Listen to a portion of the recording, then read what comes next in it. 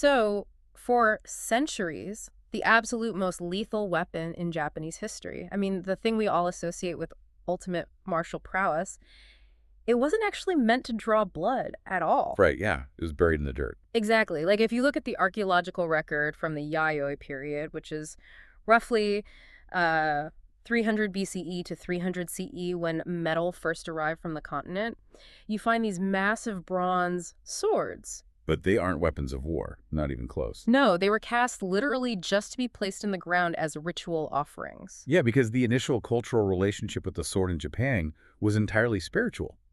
Like in the foundational animistic belief system of Shinto, objects could actually house divine spirits. Right. So the sword was viewed as this sacred ward. It was something designed to protect the soul, not to sever a limb. The historical texts literally describe it as a sword that protects without cutting. Which is just a fascinating paradox. And welcome to today's deep dive. We are looking at a stack of sources today for you that completely upends how we typically think about weaponry. Oh, absolutely. We've got translated Edo period execution records, some really extensive metallurgical analyses from museum commentaries, and detailed accounts of Japan's martial history. It's a heavy stack of reading. It really is. And our mission today is to trace this terrifying evolution. Like, how did a sacred object designed to ward off evil devolve into an instrument of ultimate hyper-lethal violence? Right. And to do that, we are looking at 5 specifically named legendary swords. And by unpacking those specific names, we actually uncover this massive cultural contradiction. I mean, we see a culture wrapping extreme, visceral violence in like profound nature-inspired poetry. The juxtaposition is just wild. But before we get to the poetry, we really need to understand the mechanism here. Yeah, the technology. Exactly. If a bronze ceremonial sword evolved into the samurai's primary weapon, there had to be a technological leap. Like, how did these blades become sharp enough to warrant these legendary reputations in the first place? Well, that leap comes down to a mastery of metallurgy that was, honestly, centuries ahead of its time. To understand the devastating reputation of these blades, you have to look at how they were forged. Right, the tamahagane. Yes, the jewel steel. So it started with this steel, smelted in a traditional clay furnace from iron sand. And the swordsmiths discovered that if they sorted the steel by carbon content, they could solve a major physical problem. Because if a sword is too hard, it just shatters upon impact, right? Exactly. But if a sword is too soft, it bends and completely loses its edge. So you need something that can absorb a massive shock but still hold a razor-sharp edge. Yeah. And the solution was composite forging. The smiths would basically take the low-carbon, softer steel, that's the shingane, and wrap it inside a jacket of high-carbon, very hard steel, the kawagane. Oh, wow. So a soft core and a hard shell. Exactly. And then they introduced a process called differential hardening. So they would coat the blade in this mixture of clay, water, and ash. They put a thick layer on the spine of the blade and a very thin layer on the cutting edge. So, wait, when they heat it up and then quench it in water, the two parts of the blade are cooling at completely different rates. Precisely. That's the secret. The thin edge cools almost instantly, which forms a highly crystalline, brutal structure called martensite. It is exceptionally hard. Okay. But the spine, since it's insulated by the thick clay, cools way slower, so it remains flexible. And this difference in cooling rates literally pulls the blade into its signature curve. The sori. Right, the sori. And it leaves behind that beautiful wavy temper line you always see, the hamen. So what we end up with is a weapon that has the flexibility of a spring, but the cutting edge of glass. Yeah. I mean, that is a terrifying piece of technology. And to see that technology in action, we have to move forward into the Edo period. Oh, yeah. Things get dark here. Very. This is that 250-year stretch of relative peace and strict social isolation from like the early 1600s to the mid-1800s. Yeah. Because the way they tested these highly engineered weapons was, well, it was incredibly grim. Yeah, we have to step out of the forge and into places like Kazukapara and Suzugamori. Right. These were massive execution grounds. They were situated along the highways right at the entrances to Edo, which is modern-day Tokyo. And these weren't hidden away, right? Not at all. They were heavily trafficked, very public warnings to the populace. The bodies of executed criminals were often just left exposed to the elements. Yeah, our sources describe these areas as basically hellish. Stray dogs, scavengers, open elements. And it was right in the middle of this environment that the shogunate institutionalized the practice of tamahagane. Test cutting. Exactly. The state actually appointed official sword testers. And this was primarily handled by a specific family lineage, right? The Yamada Asaemon. Yep, they held this hereditary position for 8 generations. Their entire role was to certify the sharpness of a blade for high-ranking samurai. But, they weren't cutting bamboo or wet straw mats like you see in martial arts demonstrations today. No, they definitely weren't. They were testing the limits of that high-carbon martensite edge on human bodies. It's just brutal. They would lay a condemned prisoner or the fresh corpse of someone who had literally just been executed across an earthen mound called a datanba. And they had an entire bureaucratic ranking system for this, which is just wild to me. Right. A clean cut through a single torso was considered impressive, sure. But to truly test a supreme blade, they would stack the bodies.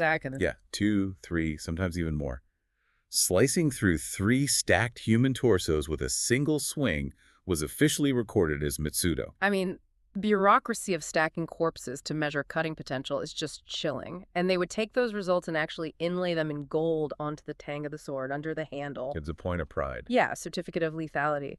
Which brings us to the first named sword in our stack today. Yeah. An executioner's blade that earned the name Sasano Yuki. Which translates to bamboo snow. Bamboo snow. I mean, the cognitive dissonance here is so disturbing. You have an instrument actively used to slice through human spines on a dirt mound, and you name it bamboo snow. It sounds like a painting. Or like a quiet moment of meditation. It sounds like a delicate tea ceremony. Like, if I invent a modern heavy-duty chainsaw to clear-cut a forest, I don't name it the butterfly's whisper. Why choose something so fragile for a tool of ultimate destruction? Well, the sources from the Yamada Asaemon actually explain the metaphor, and it's a perfect distillation of that era's Zen-like philosophy. Okay, how so? Picture a bamboo forest in the dead of winter. Snow accumulates heavily on the broad, flat leaves. It rests there, perfectly balanced. But the moment something even lightly brushes against that leaf, the snow effortlessly and silently detaches. It just slips off under its own weight. Exactly, fallen to the ground. According to the executioners, this specific sword was so phenomenally sharp, the geometry of the edge was so flawless, that the moment the blade touched a criminal's neck, the head just simply fell. Wow. There was no perceived resistance. Effortlessly, just like snow slipping from a bamboo leaf. So they're basically naturalizing the violence, making the act of decapitation seem as inevitable and effortless as the weather. Right, it masks brutal pragmatism with the quiet beauty of the natural world. It shifts the responsibility of the violence from the executioner's swing to, like, a force of nature. That is deeply unsettling. But, the execution ground is basically a controlled laboratory.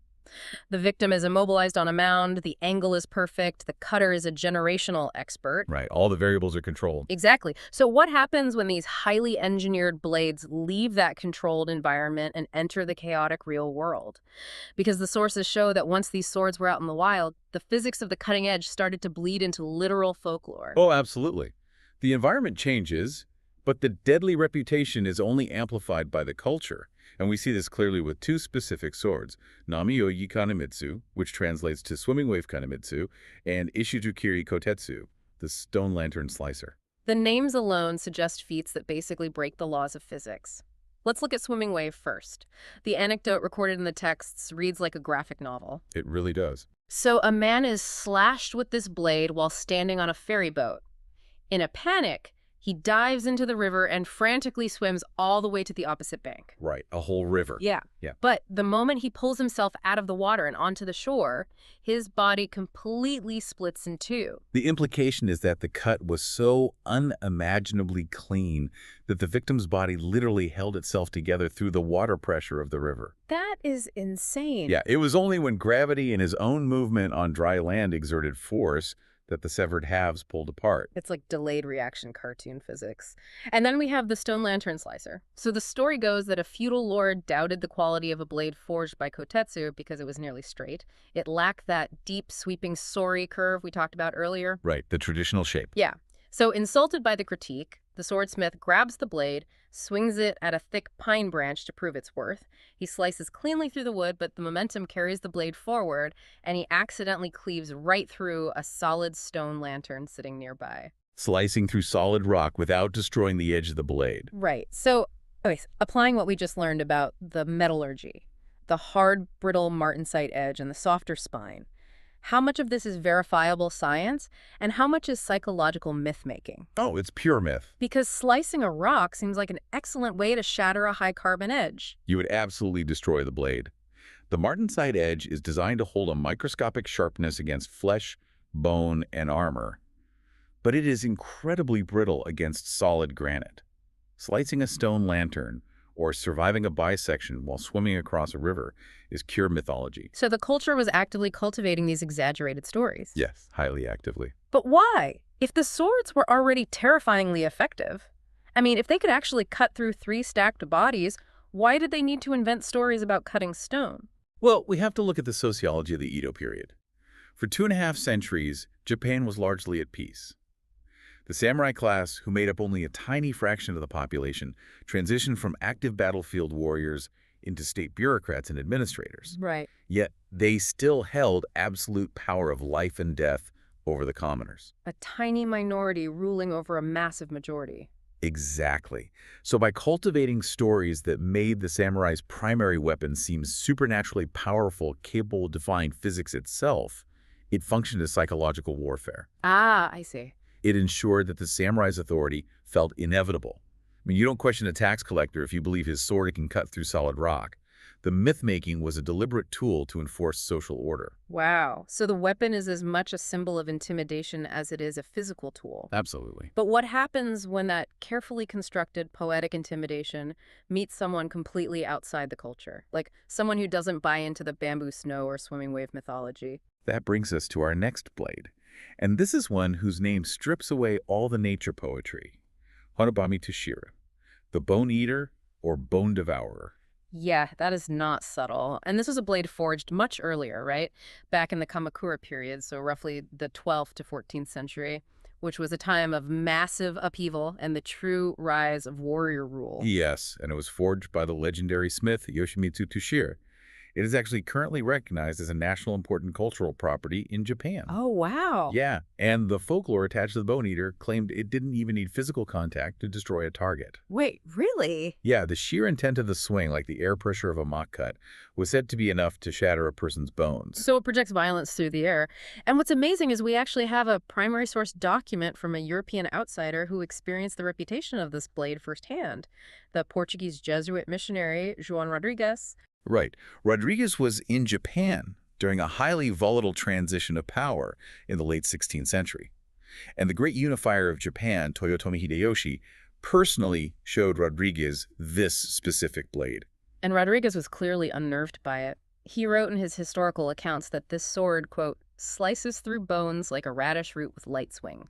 Like a radish root. Yeah. I mean, that is a brilliant piece of historical evidence right there. It really is. Because it shows a European observer struggling to process the lethality of what he's looking at, and he has to use a completely mundane agricultural metaphor to describe horrific violence. Yeah, radishes aren't exactly poetic, but the encounter also highlights a massive cultural divide, I think. Yeah. To Rodriguez, the sword was a piece of sharpened steel, a tool for warfare, full stop. Right. But the Japanese sources emphasized that the sword was a metal implement emitting an, quote, unknown deep brilliance.